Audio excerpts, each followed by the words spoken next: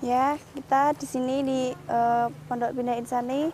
Di sini kita memiliki sebuah tempat untuk membudidayakan tanaman-tanaman seperti sayur, bunga, dan lain sebagainya.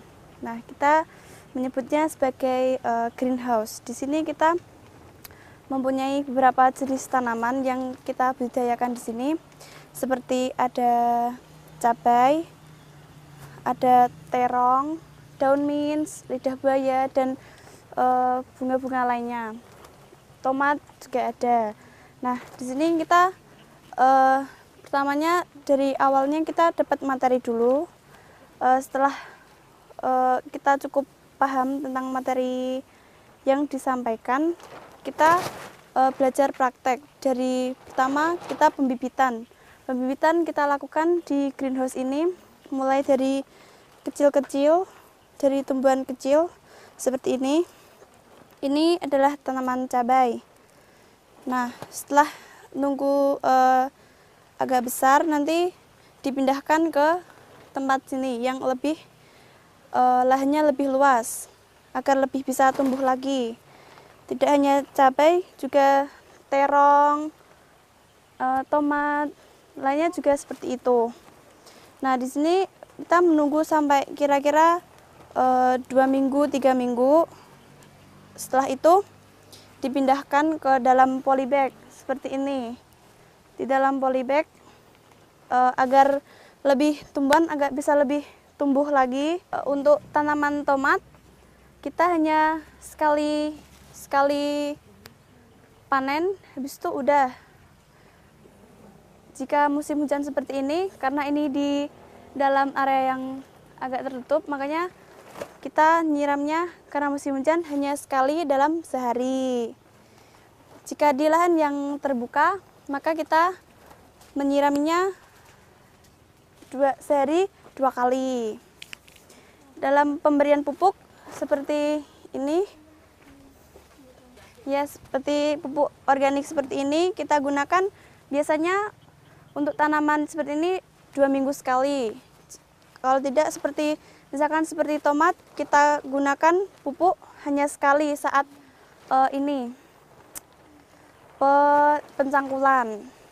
Itu.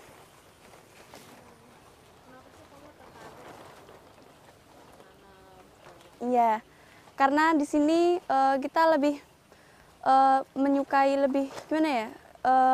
Banyak sekali tanaman-tanaman yang bisa kita budidayakan. Misalkan karena kita hidupnya di pesantren, jadinya lebih gimana ya, lebih afdal gitu ya. Lebih enaknya lebih simple gitu, sayuran agar lebih terjaga stamina tubuh. Nah, gitu. Biar kita lebih sehat. Jadinya dari awal kita udah diberi bekal oleh guru-guru agar kita bisa kita makan, juga kita tahu bagaimana awal mulanya sayuran ini, jadi kita bisa tahu khasiatnya gitu.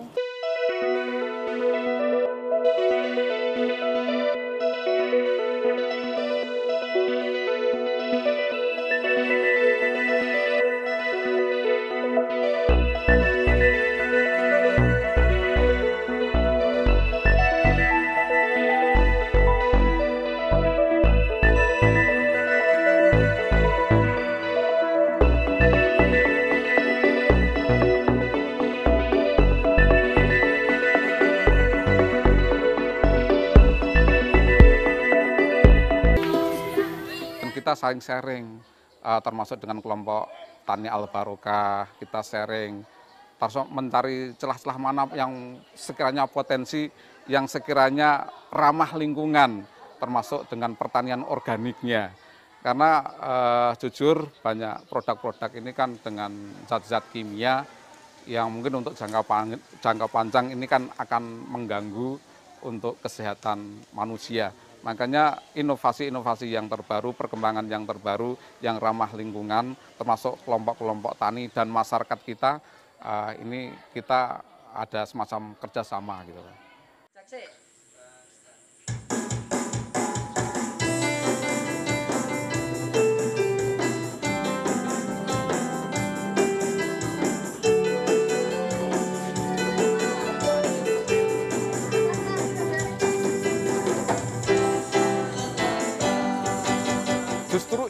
inspirasi dari agama. Agama wa ma khalaqta hadza batila, bahwa Allah menciptakan segala sesuatu tidak ada yang sia-sia. Maka ini akan menjadi inspirasi bahwa termasuk jenis apapun yang ada ini, jika diolah mungkin ada rumput yang liar, jika itu dikasih polybag apa, ditaruh itu kan ada nilai keindahan. Dan bahkan ada daun-daun yang sekiranya kita tidak tahu, ternyata setelah diselidiki juga ada manfaatnya bagi manusia. Maka inspirasi bahwa segala sesuatu itu ada manfaatnya, apalagi wafi angfusikum afala tubsirun, bahwa di dalam diri kita, di dalam lingkungan kita ini apakah tidak kau perhatikan. Ini adalah sebagai inspirasi sebagai seorang santri untuk memikirkan dan peduli lingkungan. Apalagi bahwa kerusakan di darat dan di laut ini adalah akibat ulah manusia sendiri. Kalau kita tidak peduli dengan lingkungan, tidak peduli dengan alam, ya tentunya kerusakan di darat dan di laut itu akan terjadi.